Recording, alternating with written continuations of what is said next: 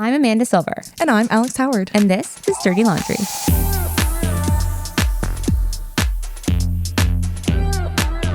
A couple episodes ago, we were talking about how my sister and I really dodged a bullet going to a Purim party dressed up. Yeah.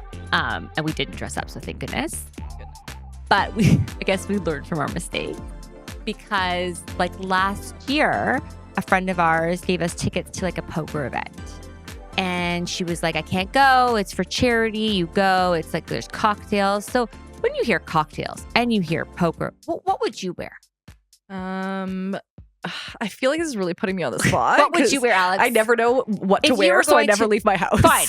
Ryan, what would you wear? Okay, damn it. You guys don't have cool people in the room right now. To me, okay, this is where my brain was.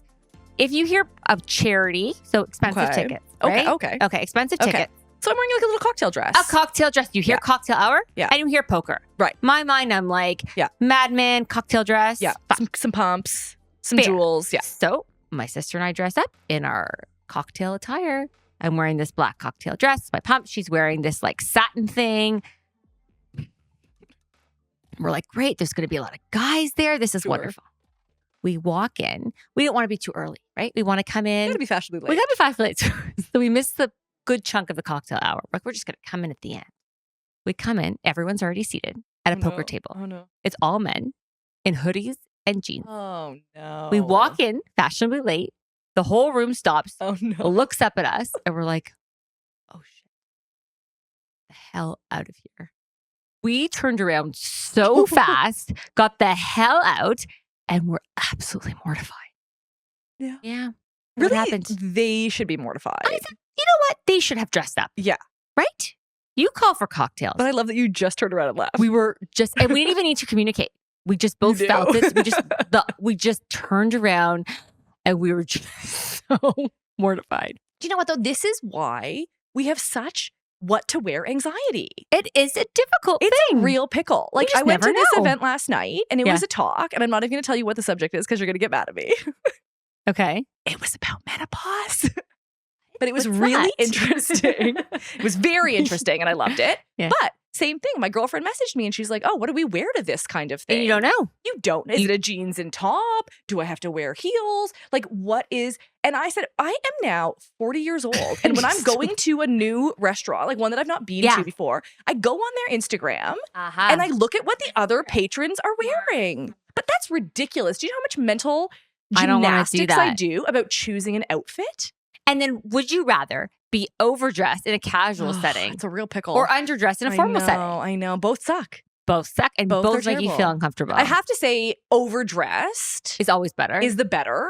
I guess I find it's almost more respectful, which is weird. This is probably some kind of patriarchy that we've tapped into. Right. But I feel like I put effort forth to attend your establishment or your event. I took the time to shower and shave and put on my best. And I came to you. Right. I didn't just come in I just throw up in my sneaks and my hoodie. So to me, I feel like at least that's showing some respect and some effort. And my fallback is if you are overdressed and you arrive at a very informal event, no, you could always say, I have another event afterwards. Or I just came from something. Or I just came from something. I'm just stopping in. I have something else after. But even the fact that we have to have these lines. Well, I do. I would like to interview men and ask them if they do feel this much. same social anxiety about what to wear. We've got a wedding on the weekend, and all week I've been like, babe, what are you going to wear to the wedding? What are you going to? Because I've already tried on 7 outfits. I got to make sure shoes. Well, what's the weather going to be? I'm checking every day. Indoors? Is it indoor? Is it outdoor? There's so much. I've already got the kids' new outfits, and here we are, and a couple days out, and he's like, oh, well, I don't know. Let's throw something on. But to have the luxury to just throw something on. But I do think that men who go to events and let's say they're not wearing a jacket and everyone's wearing a jacket. They're embarrassed. I think so. Fair. Or everyone's in a tie and they're not, or they wore a tie, no one's wearing a tie. There's that too. And I feel like the world has also become very casual. I think post-COVID, things are more casual. Very much People are like, you know what? We give up. Yeah. We give up. He used to wear a suit and tie every day to the office. Now it's jeans and a hoodie. Because I think that's because of COVID. Shirt. Yeah, totally post-COVID. Yeah. It is really interesting. Post-COVID cash. But I think that it's getting fancier. Like it was a bit or of fancy, or we're on an uphill, on the uptick. Yeah, I don't know, but it causes me a lot of anxiety. So that's why I would rather be at home. What was that meme that was going around? Go big or go home? Why would you ever go big? You always just I thought go you were going home. to talk about the overthink or overdrink. Oh, also that. Why overthink when you can overdrink? These are my two mottos. Go big or go home. I'll be at home if you need me. Overdrinking. But quite frankly, also overthinking. But there we go. Both. Okay, so on today's episode, I'm really excited about this one. This has been making news headlines. Yes, it has. It is impacting so many families, women, and children. And we've got an incredible expert to really break down what exactly it's all about, what changes we need to see in our legal system. Yeah. And so let's not give it another minute. Let's just dive right in. Shouldn't I introduce what we're talking about? Oh my God, great idea. She's talking about something. I like to build a bit of suspense. Well, the topic is so important. Okay, you talk Parental about alienation. And it's become very hot, used so commonly in litigation. And we're seeing it a lot. And, the argument that is made is that it's really doing a disservice to children and to specifically women who are victims of domestic violence. It's silencing them. It's punishing them. It's punishing the kids. It's forcing kids to be with abusive parents. And things need to change. Yeah. So we've brought on the change makers. Mm-hmm. We have Suzanne Zaccour, who's working with 250 women's organizations to make some changes to the laws in Canada. So when you see that's much incredible. Rallying and coming together, it's big. It's big. And I'm really hoping that we get the changes that they are lobbying for because we really need them. Suzanne Zaccour is the Director of Legal Affairs at the National Association of Women in the Law. She's an author, a researcher, and a public speaker, and finished her doctorate degree at Oxford University working on sexual assault law. Welcome, Suzanne. So let's get into it. Let's talk about why we're here. The topic of parental alienation has become sort of growing in popularity since 2010. And, it's really just picked up speed since. And so we've brought on the expert to talk about how that's impacting the family courts, how that's impacting victims, and the impact it's having on children as well. So why don't you, hats off to you to start and just chat about the issue. Yeah, a bit of an understanding about what exactly is parental alienation for those who are unfamiliar with this term. Sure. So parental alienation is a theory that tries to explain why a child doesn't want to see a parent. So the way it plays out typically is that a child doesn't want to see their father. And then the courts or the evaluators or the professionals will basically blame the mother. So it's the mother's fault if the child has no relationship with the father, and will say that the mother is alienating. So parental alienation is not a phenomenon, it's a theory to explain why this thing happens, which is children who don't have good relationships with a parent. And how does that differ then from estrangement, which to me kind of presents the same? So there are more neutral ways to describe a child who doesn't want to have a relationship with a parent. Sometimes people say resistance to contact or estrangement. Parental alienation is really the theory that blames the other parent. So the basic hypothesis is that denigration by one parent is causing the lack of relationship with the other parent. So the mother denigrates the father, therefore that's the reason why the child doesn't have a relationship with the father. The issue being that this concept is applied even when there is no denigration. So has grown out of proportion, and I'm sure we'll address that. But the basic idea is that when we say estrangement, it's a bit more neutral. We can say it's estrangement due to family violence by the parent who's being rejected rather than blaming the other parent. Right. So it's blaming the parent really without any actual evidence of said alienation, but just based on the fact that the child is resistant to go, blaming the other parent for their behavior rather than taking maybe accountability for those feelings. Exactly. So the empirical research shows that if a child rejects a parent, the parent has done something almost always, and that denigration actually turns the child against the denigrator. That's a lot more common, and that's contrary to the alienation hypothesis. So we call it a hypothesis because for example, the evaluators, custody evaluators or parenting time evaluators will say that they have conducted some tests and can prove that there's parental alienation, but there's no validated way or objective way to prove that. So it's basically just courts or evaluators giving their opinion, that in their opinion, the reason the child is rejecting the father is not family violence, is the mother's fault, whether because the mother is doing something which they call alienating behaviors, which can be almost anything, or because the mother is not doing anything, which they call unconscious alienation. So either way, that's why we say that they assume the mother's responsibility, because there might be denigration, but it's often mutual. It's almost always mutual. Or there might just be no action whatsoever and the mother is still considered to be alienating. And do you see this mostly against mothers? I mean, from my experience in this field, that's what I've seen. I've seen it as fathers, maybe fathers groups, or father will make the allegation against a mother, not often the other way around. Absolutely. So almost all the evidence points towards mothers being twice as likely as fathers to be accused of alienation. And it still leaves a third of, accusations against fathers, but in very different circumstances. So when mothers are accused of alienation, it's generally because the father has been violent. When the mother accuses the father of alienation, is generally also because the father has been violent. And also when fathers are found alienating, generally is because they've done things and repeatedly and explicitly, voluntarily, versus mothers who may be found alienating for having, again, this idea of unconscious alienation, basically having done nothing, and they get punished a lot more severely. So if a father is found alienating, they might be, father's alienating, but he still should have contact, whereas if the mother's alienating, courts might say no contact whatsoever with the mother from now on. So a real double standard. Yeah, are you seeing, so it's, maybe a lawyer will claim it and a judge maybe will buy into it and then mom loses contact with kids? Like, is this actually happening? Yeah, so the full way that it happens, there's actually two ways that this plays out in the typical scenario. One involves child protection services. So child protection services get involved because there's family violence. Tell the mother, if you don't leave the father, you'll lose your kids.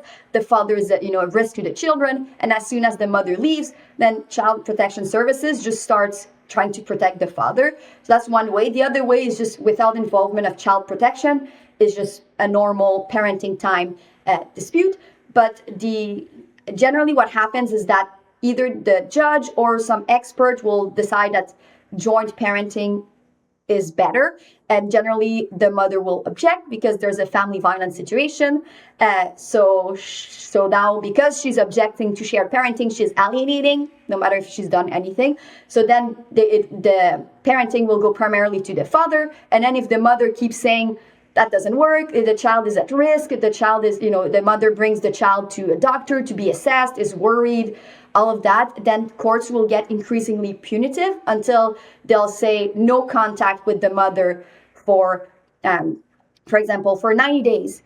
And then if the mother again persists, it's like no contact, no contact. And I've talked to many women who haven't seen their children in many years. Generally, it continues until the child is old enough that the courts give up, and then the child can that generates 16, and then the child can just escape and go to the mother. But generally, that's how mothers end up with no contact, and it extends to the family, the friends of the mother, and the child is just entirely with the father, unless the mother comes and say, oh, I'm so sorry, it was all in my head, I lied, the father is like the best person. And I'm not even sure that works. That's what the courts are kind of wanting mothers to say. I haven't tested it, but that's how it plays out.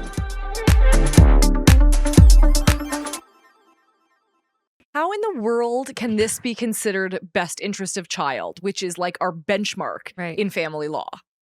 It's like a mother who's being protective for good reason, because there's been family violence, is labeled as being an alienator, and then as a result loses contact with her kids. And if we look at family law legislation, the Divorce Act or provincial legislation, there are a number of factors to take into account, including the history of care of the child. So that would tend to go towards the mother, who, if she's been the caregiver, and then family violence is again an argument for the mother, and then consent of the parents. Generally, there's been previous consent that the mother would take care. So the mother has all of these factors going for her. But then there's this expert that comes and says, this is so serious. The child is alienated. If you don't intervene, they'll never be able to have a good romantic relationship. The little girl won't be able to be a mother. Like all these dramatizing statements that are unproven. It's pure speculation. There's no scientific evidence that alienation, if it exists, causes harm to children. So it's purely speculative, but it's coded in that scientific language. And judges don't read the empirical literature that says, this is unsupported by evidence. And we don't expect them really to be researchers in the social sciences. So then they kind of forget every other factor, and it's just maintaining the father-child relationship at all costs, or even creating a father-child relationship, even if there's never been a relationship or a positive relationship. And they get kind of completely obsessed with that single criteria, and then everything else goes against the mother. The mother is a victim of family violence, therefore she's likely to be alienating. So then all these criteria are flipped, and you can't listen to the child. The child's wishes not only are irrelevant, you need to go against the child's wishes because the child is alienated. So that's how they end up with these decisions that are not based on any of the criteria except the idea that the child needs a father. Would it help if in these situations, every time there was such an allegation, aside from your work to try and, get rid of the term, would it help to have a full custody and access or Section 30 assessment so that a real, professional can come in and see the full picture rather than just willy-nilly saying, well, yep, it's alienation. And here you go, Dad, here's 75% of the parenting time. So that's an interesting question because in BC, they need an expert to show alienation. And in Ontario, they don't need an expert. And it's not entirely clear which one is better because the problem is that these evaluators might have no training in family violence. Perhaps family violence is not argued because now lawyers are telling mothers, if you say there's family violence, you're going to be punished for it. Right. So these assessors, they're quite likely to just recommend shared parenting every time because that's the kind of mindset in which they're trained. So it doesn't necessarily make things better because if they go in with assessment of parental alienation, that's kind of the vision they have. And it's like that, when you have a hammer, everything looks like a nail. They're investigating parental alienation.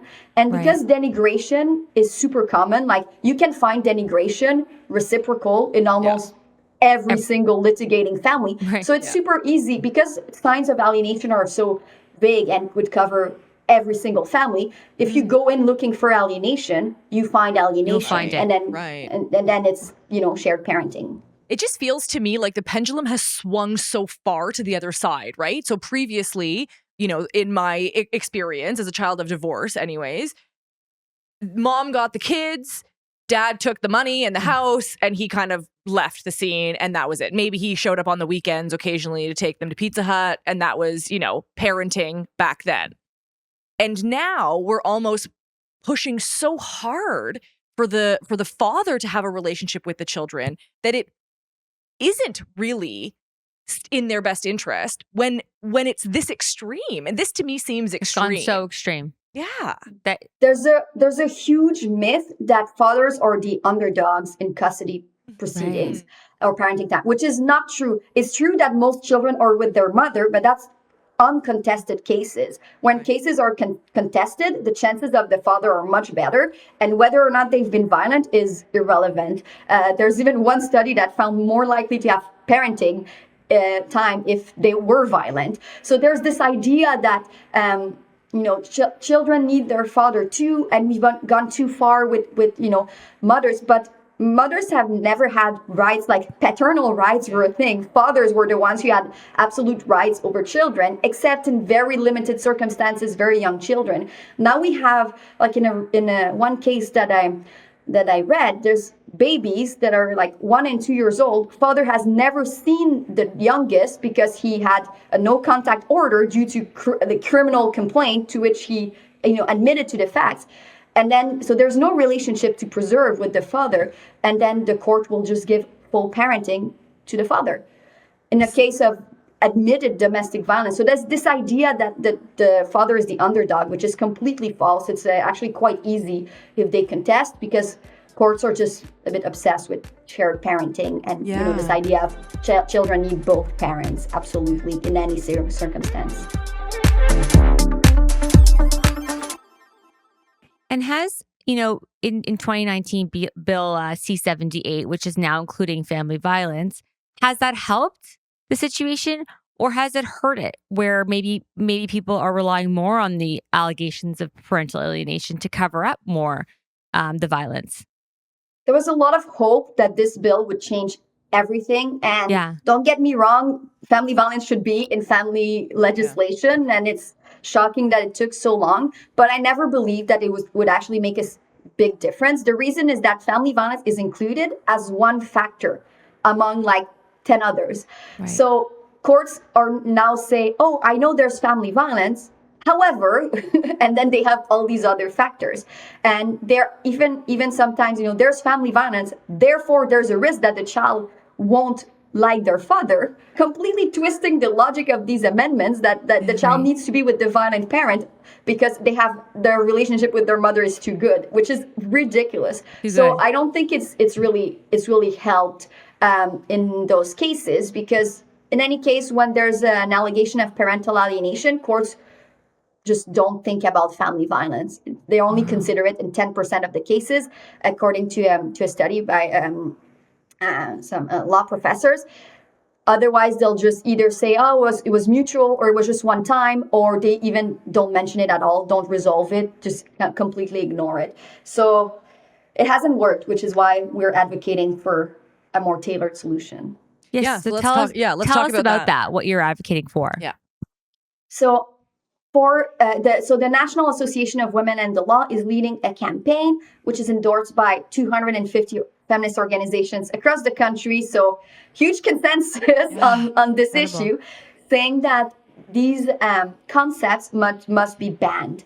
They are concepts that are not supported by science, that are causing extreme harm. People always go, oh, there might be that one case where the concept just works.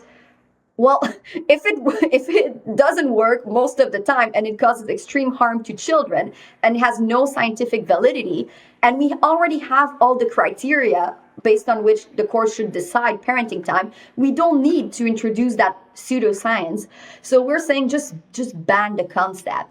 And not saying it will solve every single problem, but that's like a big chunk of the current problem that victims of domestic violence are experiencing, because it both blames the victim and silences the child. So we're saying, don't use a concept. The only purpose of this concept is to say the child wants to be with their mother, but you're allowed not to listen to the child because it's a fake wish, which is ridiculous.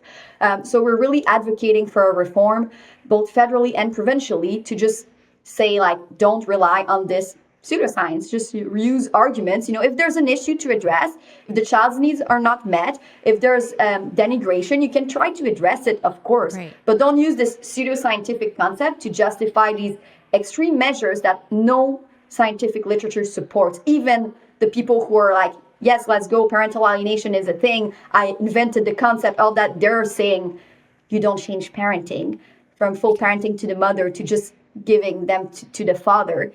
Because even if the child's wishes are influenced, we're all influenced, so that's like non-starter. But even if it's true that the child is wrong to prefer their mother, it's still their feelings. Their feelings are real, and it's super traumatizing to just be forced to live with someone you hate. Whatever the reasons, no one wants to be forced to live with someone we hate or fear, and children should not be expected to. And why are we shaming children for maybe preferring one of their parents for a reason? Or feeling safe with one. Right. Like, if they have a safe parent who hasn't been violent, who hasn't exposed them to that, and they prefer that parent, so they should be punished because that parent is a female? There's that premise that they should love both parents equally, which is like, is not going to happen in cases with, a lot of, violence and litigation. So of course they're not going to love both parents equally. And even in most of these cases are family violence cases. Right. But even cases where, let's say there's no family violence and just a very sad situation where the child just wants, rejects one of the parents. It can be super sad for the parent. Right. But are you going to really force the child to live with the parent they love the least? Like, it might just be different personalities. Sometimes, gender alignment. Sometimes this parent lives closer to my friends. Like, it's okay to have preferences. Parenting style, whatever. Parenting style. So the logic that the child should spend the most time with the parent that like the least is like, it's completely illogical, even before adding all the issues with family violence, which is the crux of the matter. Talking about like extreme gaslighting, right? We're here to like validate children's feelings and their experience. And then it's like, yeah, no, we hear you, but we actually don't care. We know what's better for you. It boggles my mind. It does. And so I'm wondering, you have this big coalition of 250 women's rights organizations. So what's next for that group? Like, where is this going to go? Are we lobbying? What are we up to? So we have already called on the Justice Minister to introduce a bill and to act on this issue. And what is also fantastic is that the victims themselves are also have been super active, lobbying the government, both federally and especially in Quebec. There's particularly prevalent in Quebec. So we still haven't really succeeded in making a lot of headway with that. We hope that the Justice Minister will hear us, and we're also in discussions with other MPs and to gather some support. Time is running out to get new laws adopted, most likely. So we're really hoping that, seeing that big consensus, the Justice Minister will just take the responsibility and make this change, because the narrative that we've already fixed the Divorce Act is just contradicted by, any observer can see that the problem has not been fixed at all. So we're putting pressure on the government, engaging in op-eds, talking to the media, this kind of opportunity to spread awareness. We have an online campaign that people can go to and send a letter. There's a template letter, and they can send a letter to their member of parliament and to the Justice Minister. So I really encourage everyone who's interested in that topic to go on our website to participate to that campaign, because the more the members of parliament hear from their constituents, the more we can show that this is such a pressing issue. And many women who are in this situation cannot speak publicly. So those of us who can, we need to. So the goal is to try and abolish this term entirely from the family court system. Is there a replacement, or it's just get rid of this and let's focus on the fact that if there's family violence, we need to address that, and that should be our primary focus? So we don't need scientific concepts for every factual situation that happens. Like, courts are doing case-by-case assessments based on the needs of the child and the parenting abilities of the parent and the legislative criteria. So that's the way it should always be. Ironically, some people accuse us to go for a one-size-fits-all approach, which is completely the opposite. We should do individualized assessment. So maybe in some cases, there is denigration and there's something the courts can do, communicate in this way or that way. That's fine. Just don't punish the child if the parents denigrate. Like, you can still, take action. If there's a parent who is violent, protect the child. So we should definitely focus on family violence and on all the other criteria. So abolishing the term means that a child's wishes are going to be considered. Doesn't mean that a child who's 5 years old can decide where they're going to live, because maybe there are safety concerns. But when there are no safety concerns, it's the child's preference, has always been the primary caregiver, has all the parenting abilities, and the child is doing well in their care. Why would you change the whole thing just because you feel the child should love their father more? It makes no sense. So it's really the case-by-case assessment. And if there's denigration or if there's any parenting issue, it can be addressed. If there's family violence, it should be addressed, but not by punishing the child to punish the parent for a behavior that's most likely reciprocal in any case. Like, where there's smoke, there's fire. There's a reason why the child doesn't want to go. And it's not because mom's saying, your father's the worst. It's because there's a reason. There's a reason for it. And my concern is just the realities of this, right? I mean, we mentioned, a Section 30 assessment. If you can't afford to do that privately, because it's a huge expense in the private sector, then B, you're in this backlog of the court system to have the yeah, office of the children's lawyer, yeah. etc. So from a practical standpoint, how can we, within the confines of our current court system, better support victims of family violence and the children, really? That's an excellent question. And for sure, the ban on parental alienation accusations is not going to fix every single thing. And we have a lot of other demands. And we submitted a brief when the Divorce Act was amended. Legal aid needs to be a lot more accessible. Children need to be represented. So that's super important. The other thing is that these parental alienation cases, if you've ever talked with a victim of family violence who's been accused of parental alienation, they're like in court every week. These cases are extremely, they take forever. They're extremely complex. There's a lot going on. And the result is that it takes forever to resolve. And so it would certainly make the court system better if you didn't give this little trump card to the abusers who are known for, using the court system abusively, where they can threaten that, if you leave, I'll get the kids. And once she's left, if you ask for support, I'll get the kids. If you, whatever you do, I'll get the kids. This is really being used as a threat, and it's not making the court system work any better. If we didn't have this threat, maybe women would be able to leave earlier and be safer, and the cases wouldn't be as complex, because you were using this concept to prevent mothers from moving in situations where they're trapped in a community with no support system. Because if you move, the relocation cases are really under-discussed. If you relocate, it's because you want to alienate your children. Well, maybe the mother who followed the father to his place of work with his family and his career wants to move on with her life and have access to a job and a support system. But basically, women are never allowed to move on, and children are not allowed to move on, because we tell the mothers, leave their relationship, but the child can't. The child will be forced to spend time with the abusive parent, the abusive father, until they're like 16 and they run away and the courts give up, which is not a good outcome for anyone. And it's the same outcome at the end. The child is not going to have a relationship with their father.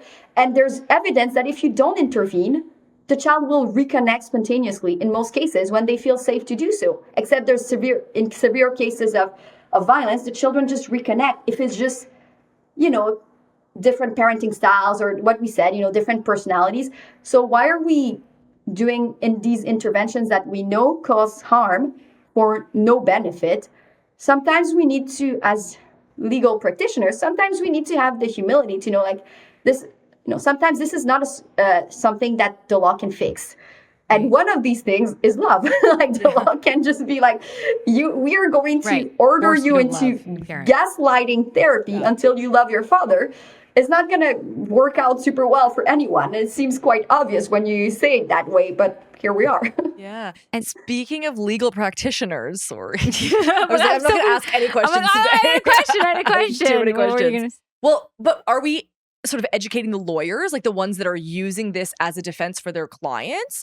Not to shit on lawyers. I know, I don't want to go down that road, but is there not an education piece or an accountability piece? Well, exactly. What's the recourse for a lawyer using this as a defense and just perpetuating the situation? Against a victim. Re-traumatizing and re-victimizing these victims.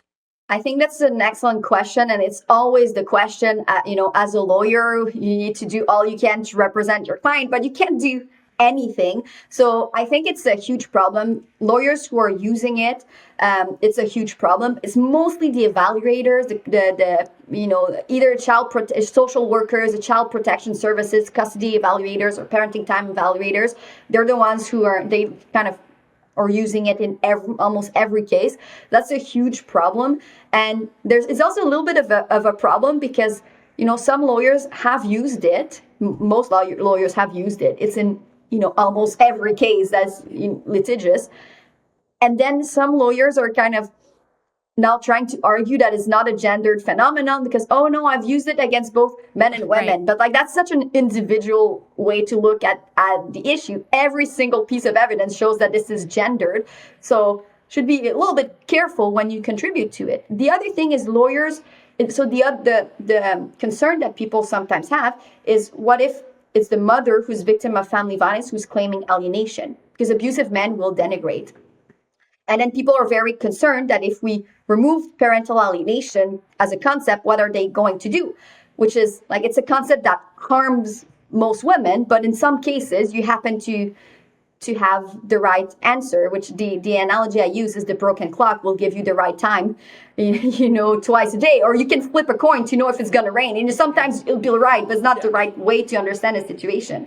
So for these cases, I would really encourage, the lawyers to argue the family violence, not say like, my client is victim of family violence. What can I do if not claim alienation? Just claim the family violence. And it's difficult because courts are still, despite direction from the Supreme Court, they're still going to say, well, it only happened once, or, it wasn't that serious. He said, she said. Yeah, he said, she said, the children weren't present. So that's really, it's really hard to argue family violence, but it's so important. And so I was going to ask this, and what do you, what kind of advice can you give for, let's say, women who are in this situation where they are a victim of family violence? They are, going through the divorce process with, an abusive, ex-spouse. And they're afraid to maybe speak up, and they're afraid to put these, what happened into an affidavit. They're afraid to speak up because of fear of being labeled as the alienator. My kind of understanding is that the system is rigged against them, so it's not going to work if I knew the solution. So that's why we absolutely need to change the law. So what I would say is just the basic that, being represented by a lawyer who understands family violence is going to be so crucial. But what if you can't afford them? What if they're not, they're not available? So it's a very difficult situation, and the women are doing their absolute best navigating safety for them, for their children, and all this court process. And in some cases, kind of no matter what they do, they're screwed. And am I going to say, like, just say that your ex is a great person so that you don't look like an alienator? But then how are you going to argue that there are safety concerns? So it's a real catch-22. If they say father is great, then why do you want full parenting? And if they say father is dangerous, then you're alienating. So it's a real catch-22 for women. And that's why it's so urgent to change the law.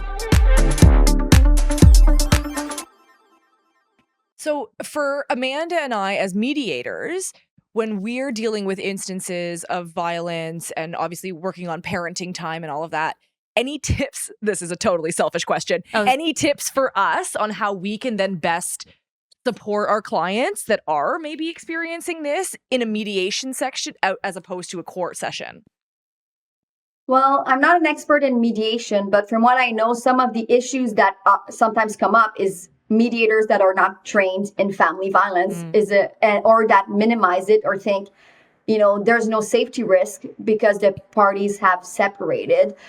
So I think it's so important to keep in mind that family violence is serious. Whatever is disclosed to you is like 5% of what happened, max. So people think, she disclosed that much. Half of it maybe is true, but it's the other way around. It's certainly much worse than what was disclosed. So I think taking this very seriously, and then just kind of being informed about the fact that this is pseudoscience and that there is no objective truth to the idea that children absolutely need to spend physical time with their father. It is not true. When, if both parents are great, then great. Then, most families, as most families sort their things out themselves.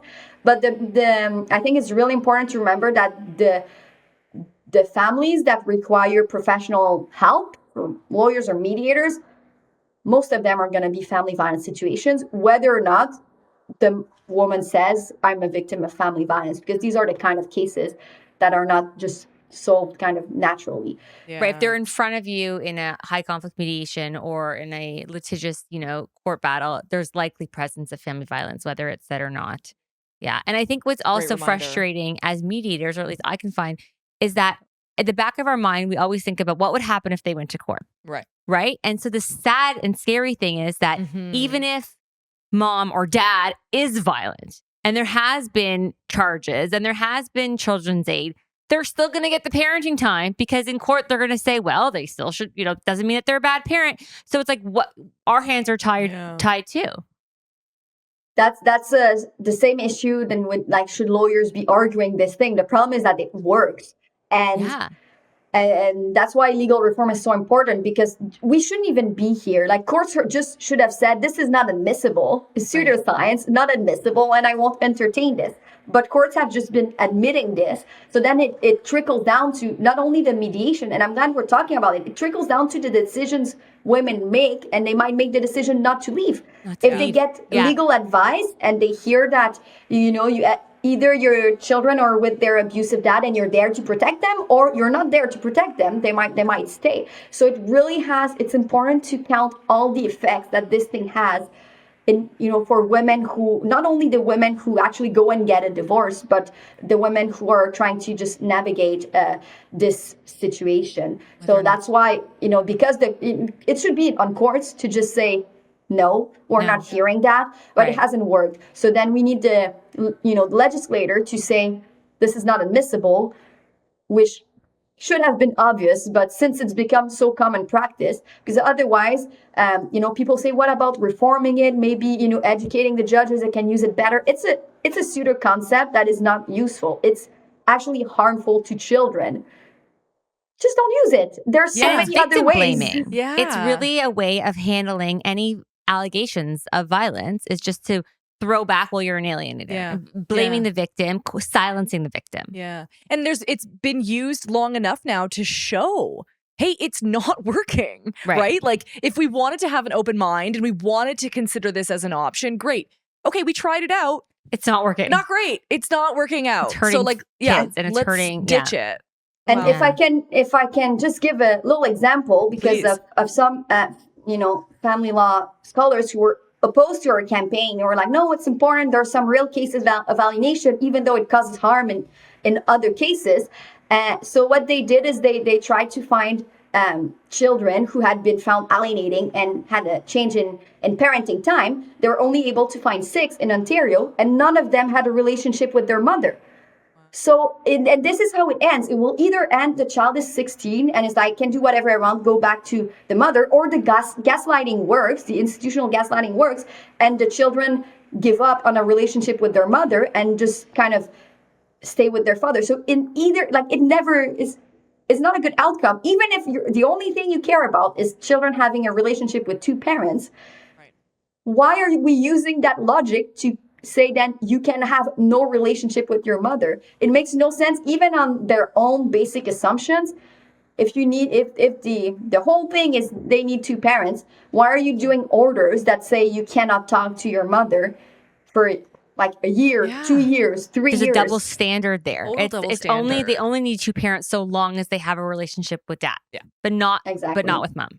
It's not relevant. Wow. Well, so this is a big uphill battle for you, Suzanne.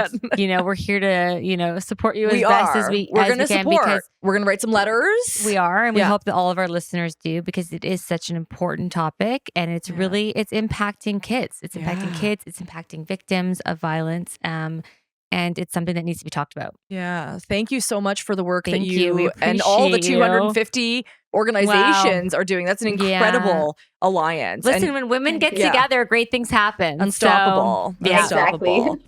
Thank you so much, Suzanne. We really appreciate your time and your expertise. And again, all of this work that you are doing. And we're going to support you any way that we can. So thank you very much for coming on to Dirty Laundry. We appreciate your time. Thank you so much. This episode was written and created by Alex Howard and Amanda Silver, produced, edited, and engineered by RTF Productions.